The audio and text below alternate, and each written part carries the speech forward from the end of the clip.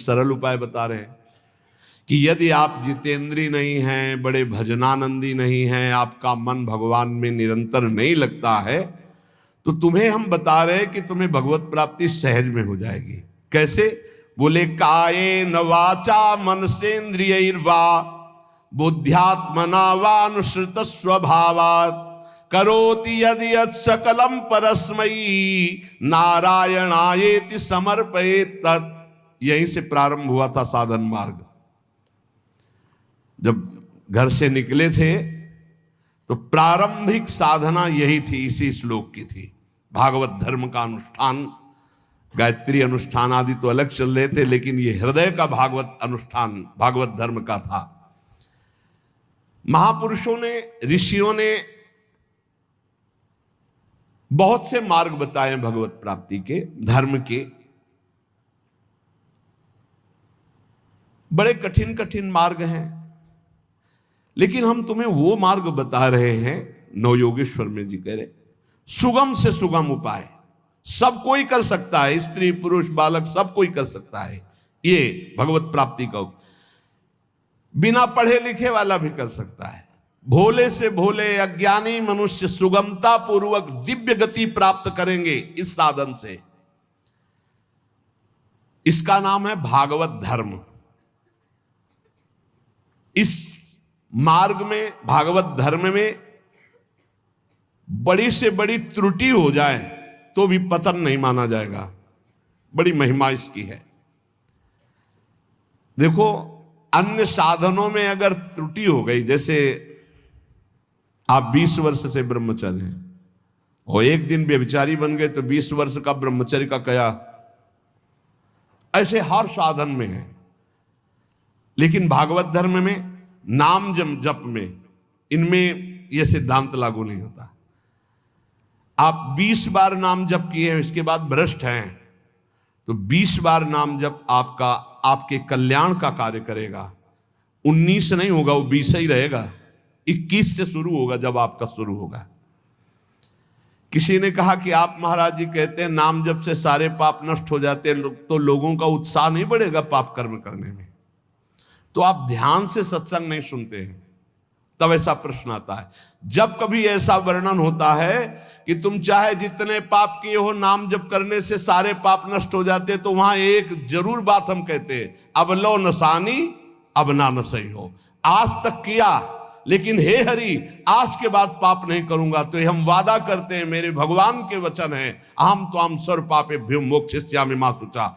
और सूक्ष्म रूप से अगर आपने ध्यान से सुना हो कि अगर आज आप कहते हैं कि हे भगवान मैं आपकी शरण में हूं, अब आज से मैं पाप बंद करके आपका नाम जप करूंगा, पक्का आप निष्पाप हो जाएंगे। लेकिन कल फिर पाप जानबूझकर करते हैं तो प्लस हो जाएगा पीछे का। ध्यान से सत्संग सुनोगे तो प्रश्न नहीं उठेगा।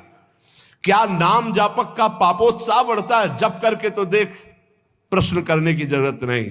नाम जप करके देख। हम कहते हैं नाम ही एक ऐसा जो सर्व पाप प्रणाशनम। और देखो, ये तो हम कह रहे हैं, लेकिन इतने में से जितने बैठे हो हमें बताना कि एकदम ब्रेक मार के हमें दिखा दो कोई कि आज से भीष्म प्रतिज्ञा है और निर्वाह करके दिखा दो। ये तो कृपालु भगवान है, कह रहे हो, हम भी कह रहे हैं कि आज से हम पाप नहीं करेंगे। लेकिन हो सकता है कि ब्रेक मारते मारते गाड़ी बीता दो बीता आगे खिसल जाए, वो ब्रेक मानी जाएगी, ब्रेक ही मानी जाएगी कि देख लो पहिया नहीं चला है, पर ब्रेक मारी खिसक गया एक बीता, उतने में घटना घट गई। तो जनयो गुण प्रभु मान न काऊ, दीन बंधु अति मृदुल स्वभाव। अब मन रहा है विषयी पापात्मा, ब्रेक मारते मारते कोई गलती बन गई तो राहत न प्रभु चित चूक किए की, करत सुरत सय बार हिए। ये उसकी बात कह रहे जिसने ब्रेक मारी पर चूक हो गई, ये उसकी नहीं कह रहे जो सुन के चूक करेगा। उसके लिए फिर नाम के बल से अपराध करने वाले को नामापराध लागू हो जाता है उस पर। कानून कानून है। अब ये जो भागवत धर्म का बोले, इसमें किसी भी निमित्त से प्रमाद हो जाए तो वो कर्तव्य से च्युत नहीं होता। जैसे जीटी रोड बड़ा है, खाली है, आंख मूंद के चलो तो गिरोगे नहीं, बहुत प्लेन जीटी रोड। ऐसे ही ये बिल्कुल जो मार्ग भगवत प्राप्ति का भी बता रहे हैं, भागवत धर्म का, बोले इससे आंख बंद करके दौड़ने पर भी कोई गिरेगा नहीं, अर्थात इस मार्ग में पतन है ही नहीं, गिरने का तो कोई सवाल ही नहीं। इसको कहते हैं भागवत धर्म। तो बोले भागवत धर्म करने वाले के लिए नियम नहीं है कि कोई विशेष प्रकार का कर्म करे। बहुत ध्यान से सुनो, वो शरीर से, वाणी से, मन से, इंद्रियों से, बुद्धि से, अहंकार से, अनेक जन्मों अथवा इस जन्म की आदत से, स्वभाव से जो करे, यत करोषि, वो सब परम पुरुष भगवान नारायण को समर्पित कर दे, बस इसी से भगवत प्राप्ति हो जाएगी। शुरू करो। कई बार चर्चा कर चुके हैं, यही साधन आगे बढ़ाता है। सिद्ध बनने की कोशिश जल्दी मत करो, यहां बल्ले जल्दी सिद्ध हो जाते हैं। अरे क्या समर्पित करना, हम तो समर्पित ही है। सही ढंग से समर्पित हो जाओ तो ये निकलेगा नहीं कि हम समर्पित हैं। वो प्रभु कहेंगे ये मेरा है, हमें क्या कहें, हमें तो सिर्फ इतना कहना है कि हमारे आप हो, बस। समर्पित है कि नहीं वो तो तुम जानो, हम क्या जाने, क्योंकि समर्पण का तो आपको स्वीकृति करनी हो, आप जानो कितना है, हम क्यों कहें। हमारा हर मिनट, हर सेकंड, हर चेष्टा आपके चरणों में समर्पित होगी। अब यहां देखिए, प्रातः से उठो और एक एक घंटा का समर्पण शुरू करो। अभी बहुत जल्दी साधना के सोपान की ऊंचाई पर आ जाओगे आप, पक्का मान लो। लेकिन वही कर पाएगा जिस पर भगवान की कृपा, जो हम कह रहे हैं। एक एक घंटा का समर्पण, वो भजन हो, नौकरी हो, किसानी हो, खान पान हो, शौच स्नान का समय, जो भी समय आपका गया, फिर से ध्यान से सुन लो, इसमें तर्क मत करना। शरीर से, वाणी से, मन से, इंद्रियों से, बुद्धि से, अहंकार से, अनेक जन्मों की आदतों से, एक जन्म, इस जन्म की आदत से, स्वभाव से, अहंकार से जो भी कर्म हो रहे हैं, वो सब परम पुरुष भगवान नारायण को समर्पित कर दो। इसे भागवत धर्म कहते हैं। इसका फल होगा भगवत प्राप्ति। कायेन वाचा मनसेन्द्रियैर्वा बुद्ध्यात्मना वानुश्रुत स्वभावात् करोति यद यत् सकलम परस्मै नारायणायेति समर्पयेत। ये जब घर से भागे थे और गुरु शरण में हुए थे, तब से अनुष्ठान ये प्रारंभ उसी समय से हो गया था। क्योंकि श्रीमद् भागवत की कृपा बचपन से रही, घर में शाम के रोज भागवत की चर्चा। पर जब वैराग्य भाव में आए तो हमका इसका अनुष्ठान होना चाहिए, ये भागवत धर्म है। और बस ये शुरू कर दिया था, एक एक घंटे का शुरू किया था। जैसे सुबह 7 से 8 बजे तक नाम जप करते हुए शौच स्नान हिसाब का 8 बजे, हे करुणा निधान भगवान, 7 बजे से 8 बजे के समय में जो भी कर्म बनाओ आपके चरणों में समर्पित।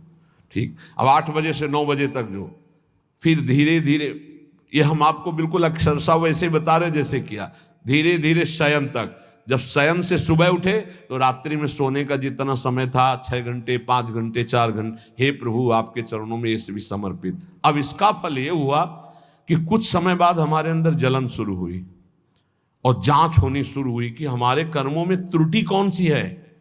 उन त्रुटियों का समाधान शुरू हुआ। प्रभु से प्रार्थना, हे प्रभु देखो ये गंदी बात थोड़ी आपको समर्पित होती, देखो मेरे मन में गंदी बात चल रही, मेरे मन में ऐसी बात आ रही।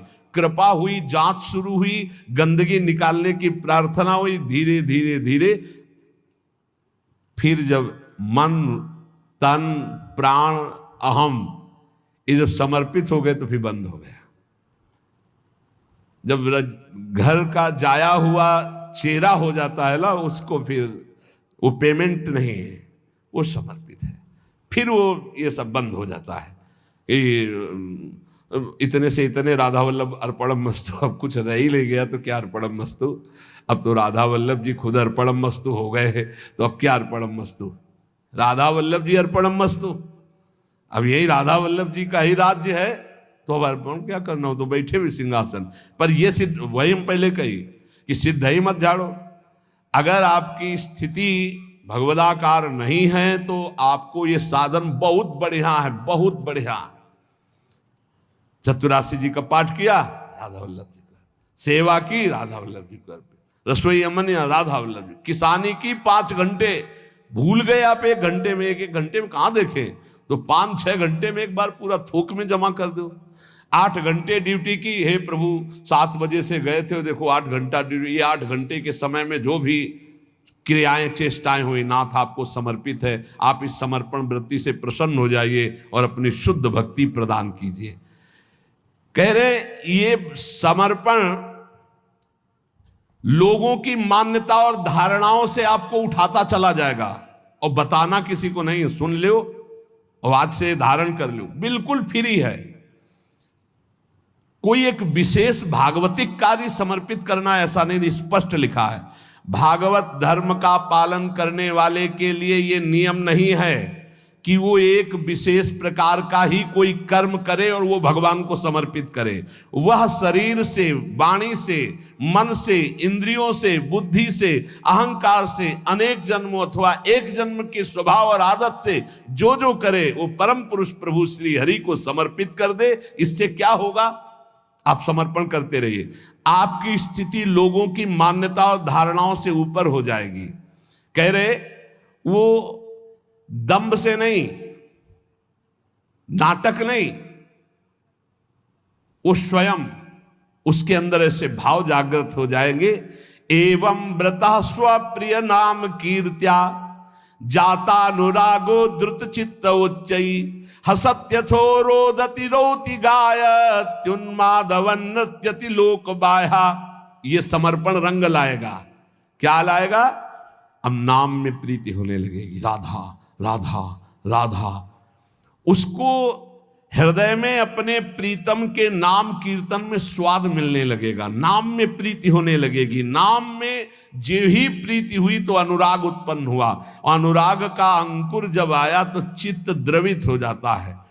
अब वो साधारण लोगों की स्थिति से ऊपर उठ जाता है, लोगों की धारणा मान्यता उस तक नहीं पहुंच सकती। जो समस्त कर्म भगवान को समर्पित करता है उसका नाम में प्रेम हो जाता है। नाम का प्रेमी अनुराग रंग में युक्त होकर लोगों की धारणा और मान्यता से अध्यात्म की ऊंचाई पर पड़ता है। वो दंभ से नहीं, स्वभाव से मस्त हो जाता है, मत वाला। अब वो कभी खिलखिलाकर हंसता है, कभी फूट फूट कर रोता है, कभी ऊंचे स्वर से भगवान को पुकारता है, कभी मधुर स्वर से भगवान नाम कीर्तन गुणगान करता है। कभी कभी ऐसी स्थिति में सामने उसके भगवान होते हैं तो अपने प्रभु को रिझाने के लिए वो उन्मादवन नृत्यति लोक बाह्या, लोक बाह्य स्थिति वो उन्मादवत नृत्य करने लगता है। सामने उसको प्रभु दिखाई देते हैं, वो जिधर दृष्टि डालता है उसको भगवान दिखाई देने लगते। ये साधन का फल देखो। खम वायुम अग्निम सलिलम महिम च ज्योतिंष सत्वानि दिशो द्रुमादीन सरित समुद्राश्च हरे शरीरम यत्किंच भूतम प्रणमे धनन्यः।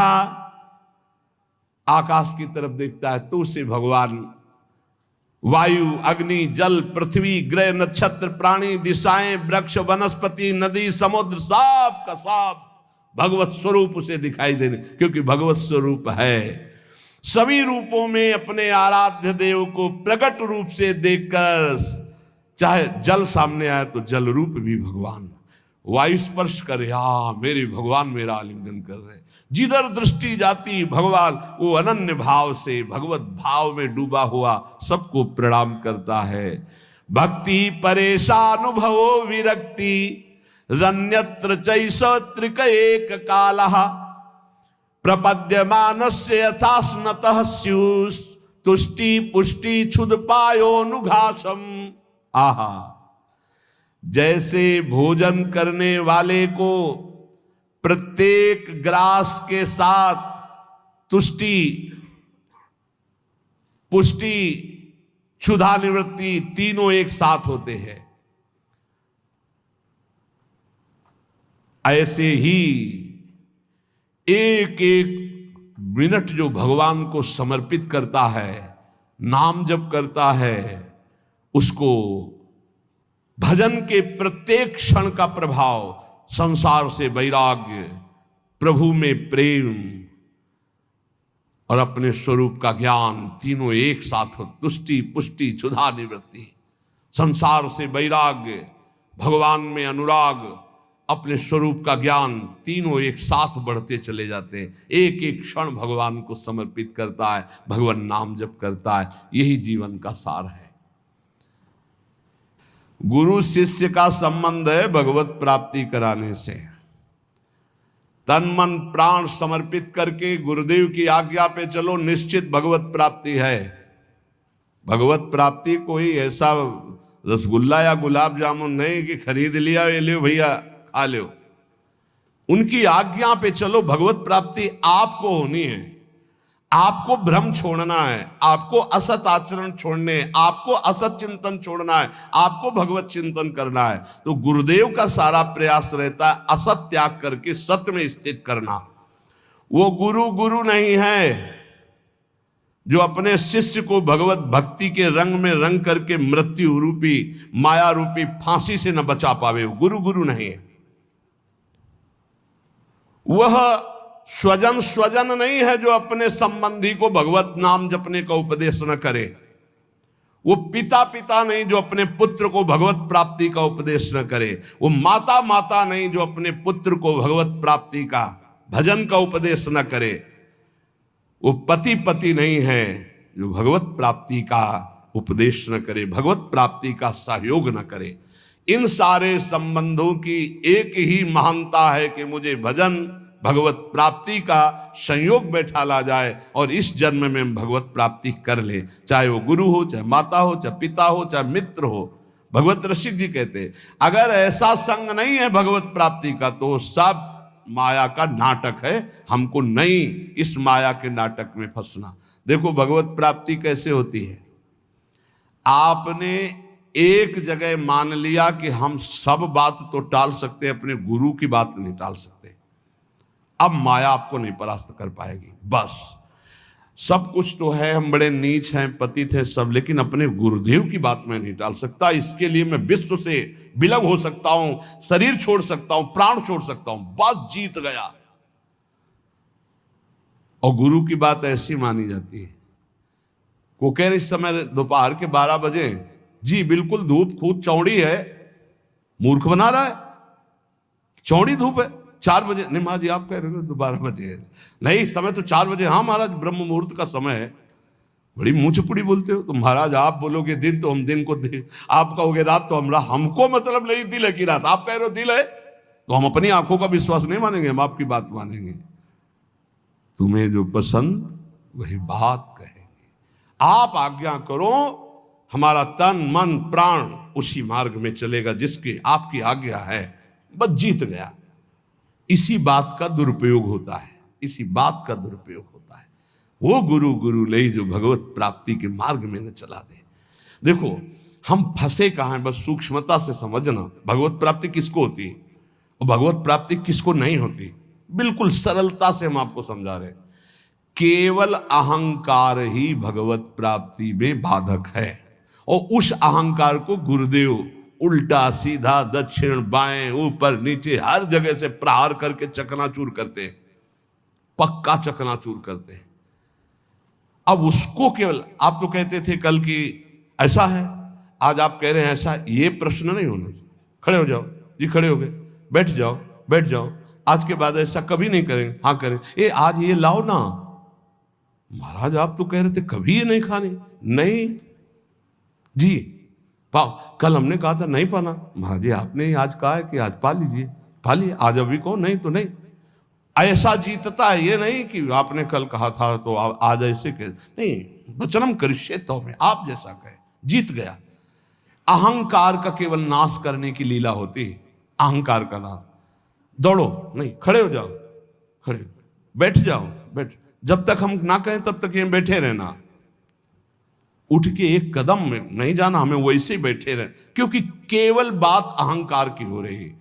इस अहंकार का मर्दन केवल गुरु कृपा से होता है। और जब देखते ना कि ये तो अहंकार को संभाले हुए, तब फिर वो दुलार करने लगते हैं। अच्छा तो ऐसे से बहुत घाटा है, गुरुदेव हमें कभी दुलार न करें, वो सदैव हमारे ऊपर शासन वृत्ति से रहें, उनको कभी ऐसा ना लगने पावे कि अगर हम तो अवहेलना करके हम चले। ये कभी एक साधक कह रहे थे कि हमें सबसे बड़ा दुख तब होता है जब आप विनय पूर्वक कोई बात हमसे कहते हैं, तब लगता है कि आज तक हमारी ऐसी वृत्ति अभी नहीं हो पाई कि गुरुदेव अपना मानकर हमको तू संबोधन करके बात करें। ऐसे बात वो विनय पूर्वक बात करें, मतलब सम्मान पूर्वक। कहीं मेरे अंदर अहंकार है, कहीं मेरी भूख है। बोले बस ये मुझे पसंद नहीं आता जब आप विनय पूर्वक बात कि मैं आपसे हाथ जोड़कर प्रार्थना करता हूँ आप ऐसा, तब लगता है धिक्कार हमारे जीवन को। अभी तक मेरा अहंकार बकाया रह गया है, अभी तक गुरुदेव अपना नहीं माने, अभी तू कह के संबोधन नहीं करे रे ऐसा करो। अपनापन तो तब हमें लगता जब ये विनय हट जाती। विनय तो पर से होती है, नहीं नहीं अभी अभी गुरुदेव अपना नहीं मान। ये अहंकार की गलित वृत्ति में आता है भाव। अहंकार बहुत, यही भगवत प्राप्ति, सिर्फ भगवत प्राप्ति में मुख्य है अहंकार, और इसी की गुफा में रहते हैं काम क्रोध लोभ आदि। इसी का नाश होता है गुरु कृपा से। बस गुरु कृपा को समझना है कि वो तत्काल बदल सकते हैं, तत्काल हर तरह से चकनाचूर करके चुप कॉर्नर सुबाड़े जाओ बोली बोली भारी। ये केवल गुरु से ही होता है, ये हमने जीवन में देखा। केवल गुरु, एक जगह यार इतना रख लो, एक जगह इतना रख लो, वो जैसे चाहे वैसे, बिल्कुल एक जगह उनकी आज्ञा पे हो जाओ। अभी अभी अभी ये अहंकार गलित होना, ये केवल गुरु से गलित होता है। हमने अपने जीवन के अनुभव में देखा, केवल गुरु से गलित होता है अहंकार, किसी साधन से नहीं। गुरु गुरु वही है जो मृत्यु की फांसी से मुझे मुक्त करके भगवत साक्षात्कार करा दे। वही माता, वही पिता, वही संबंधी है। ये शरीर दुखमय विषय भोगों की प्राप्ति के लिए नहीं है। नायम देहो देह भाजाम नृलोके कष्टान कामान नरहते विद्भुजाम ये तपो दिव्यम पुत्र कायेन सत्वम शुद्धे दस्मात् ब्रह्म सौख्यम त्वनंतम। हे पुत्रो, इस मर्त लोक में शरीर जो मिला है मरेगा, नष्ट होगा। इसमें बड़े रोग बड़े दुख आने वाले हैं। ये विषय भोगों के लिए नहीं मिला है। ये विष्ठा भोजी सूकर कुकर आदि को ये सब सुख प्राप्त है सांसारिक। इस शरीर को दिव्य भजन के द्वारा भगवत प्राप्ति कर लो, इसलिए मिला मानव देह। तपस्या के द्वारा अंतःकरण को शुद्ध करो। तपस्या कौन? जो हमारे अंदर काम क्रोध लोभ आ रहे हैं उनको जो हम चुपचाप सह रहे हैं, ये तपस्या है। इस शरीर को तपो दिव्यम पुत्रकायेन सत्वम शुद्धे दस्मात् ब्रह्म सौख्यम त्वनंतम। तपस्या के द्वारा अंतःकरण पवित्र करके भगवत प्राप्ति करो। तपस्या कौन? जो हम 2 बजे से जग रहे हैं, सब आराम से खा पी के सो रहे हैं, आप जग रहे हैं। अब आपका 10 बजे तक दिनचर्या चल रही है, कुछ थोड़ा सा जलपान, फिर भजन साधन, अपना रात दिन लगे हुए, काम क्रोध आदि शत्रु आ रहे हैं उनकी जलन सह रहे, ये तपस्या है। ये क्या करेगा? अंतःकरण को पवित्र कर देगा। इस शरीर से अनंत भगवदानंद की प्राप्ति होती है, अनंत भगवदानंद की। शास्त्रों ने बताया है, महत्सेवाम द्वारमाहुर विमुक्ते स्तमो द्वारम योषिताम संग संगम। यदि संत महापुरुषों का संग मिल जाए तो मोक्ष का खुला हुआ द्वार है। और यदि कामी पुरुष का संग मिल जाए, कामिनी में आसक्त, नाना प्रकार के भोगों में आसक्त, तो बोले नरक की सर्टिफिकेट है पक्का। संग से ही उत्तम गति होती है, संग से ही निम्न गति की प्राप्ति होती है। महत्सेवाम तो द्वार माहुर विमुक्ते, संतों की सेवा, संतों का संग, संतों की आज्ञा का पालन, तो मोक्ष पदवी भगवदानंद। और विषयी पुरुषों का संग, विषय सेवन, तो कह रहे तमो द्वारम योषिताम संग संगम। ऐसे कामी नीच पुरुषों का संग नरक प्रदान करता है। कसम देने की जरूरत नहीं है, ऐसे पुरुषों का तो संग ही नहीं करना चाहिए। वो कहते हैं हमारी दोस्ती, अरे तिलांजलि देते तुम्हारी दोस्ती को, कभी मत आना, कभी मत बुलाना, कभी संग मत करना। नीच आचरणों में फंसाने वाले दोस्त नहीं दुश्मन होते हैं। किसी को नष्ट करना उसको व्यसन दे दो, किसी को नष्ट करना उसे भोगों में फंसा दो, नष्ट हो जाएगा अपने आप। तो नष्ट करने वाला दोस्त होता है कि दुश्मन होता है? ये बड़ा विचित्र माया का खेल है कि दुश्मन दोस्त बन करके आता है, हम उसे स्वीकार कर लेते हैं। तमो द्वारम योषिताम संग संगम, जो कामी पुरुष है, व्यसनी पुरुष है, व्यभिचारी पुरुष है, नाना प्रकार के कुमार्गगामी प्रवृत्तियों का, तो हमें कभी इन ऐसों का संग नहीं करना चाहिए। महांतस्ते समचित्ता प्रशांता विमन्यवः सुहृदा साधो। ये अब कहते हैं जिन महापुरुषों का संग मोक्ष का खुला हुआ द्वार है, वो कैसे होते हैं? तो बोले महांतस्ते समचित्ता, सब में अपने प्रभु को देखने वाले महात्मा को महापुरुष कहा गया है। वासुदेवा सर्वमिति स महात्मा सुदुर्लभा, सबके हृदय में एकमात्र भगवान विराजमान, समचित्ता और परम शांता, किसी भी द्वंद्व की स्थिति में अशांत न हो। और कह रहे हैं विमन्यवः, किसी भी स्थिति में क्रोध ना आने पावे, क्रोधहीन। और सुहृदा साधो, ये सबका हित चिंतन करने वाले, सदाचार परायण, उनको महापुरुष करते हैं। जो ऐसे महापुरुषों का संग करता है वो निश्चित भगवत प्राप्त हो जाता है। सत्संग का मनन किया जाए, मनन से बहुत जल्दी हृदय पवित्र होता है। रोज जो सत्संग सुनते हो, अगर कई बार इसे सुनो और मनन करो तो बहुत लाभ मिलेगा। सार सत्संग का, जिन प्रभु की तुम शरण में हो, यही अखिल कोटि ब्रह्मांडों के ईश्वरों के भी ईश्वर हैं, कोई अन्य आश्रय लेने की जरूरत नहीं। ऐसे प्रभु हमारी प्रियाजू की प्रेमाधीन है, इसलिए हम सदैव गरजते रहते हैं प्रियाजू के बल से, गोरे चरणारविंद की ठसक से रहते हैं। जिसको ये ठसक प्राप्त करनी है वो एक एक मिनट प्रभु के चरणों में समर्पित कर दे। भूल हो जाए तो जितनी देर भूल हो जाए उस भूल को भी समर्पित कर दे। एक एक क्षण समर्पण करने का फल मिलेगा। प्रभु की नाम में रुचि, प्रभु की लीला कथा में रुचि, इसका फल होगा। आपकी स्थिति अध्यात्म की ऊंचाई पे आ जाएगी। कभी आपको इतना आनंद आएगा कि आप लौटते लौटते हंसते रहेंगे। कभी इतना आएगा कि रुदन आ जाए, कभी नाचने का मन होगा, कभी गाने का, वो एक दिव्य उन्मादमय स्थिति। और कभी ऐसी स्थिति जिधर देखो मेरे प्रभु तो सबको दंडवत कर रहा है, स्त्री हो, पुरुष हो, जड़ हो, चैतन्य हो, पापी हो, पुण्यात्मा हो, सबको नमस्कार, सबको प्रणाम कर रहा है। यही महाभागवत स्थिति भगवान अजित को जीत लेती है। इसलिए निरंतर नाम जप करते हुए अपने चित्त को प्रभु में लगाओ। यही जीवन का परम सार है, इसी में परम सुख है।